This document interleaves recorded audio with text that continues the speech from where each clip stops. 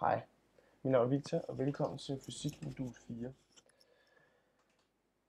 Jeg skal svare på følgende spørgsmål inden for lydbølger fra vores forsøg, vi har lavet både i laboratorieweekenden og hvad vi kan se på den video, der er vedlagt i vores filer. Hvordan opstår en stående bølge på en streng? Jo, strengen skal være spændt fast i begge ender, ligesom på en guitar. Når den så bliver slået an, opstår der en stående bølge. Hvilken sammenhæng er der mellem snorens længde og bølgelængden? Jo længere snoren er, desto flere bølger kan der opstå.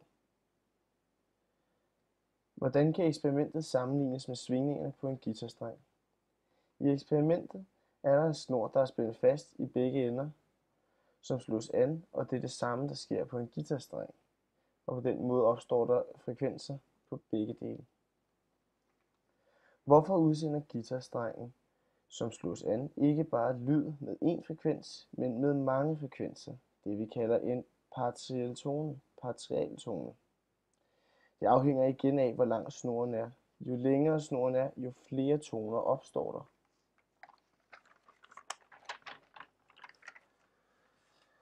Hvordan kan man ændre på guitarens resonensfrekvens?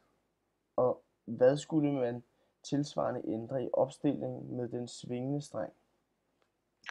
Jo, man kan slå guitarstrengen hårdere an og på den måde få nogle højere resonansfrekvenser. Og i vores opstilling kan man øge vores frekvens, hvor vi sender vibrationerne ud, og på den måde øge resonansfrekvensen der.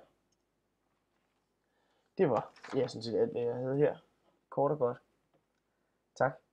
Hej.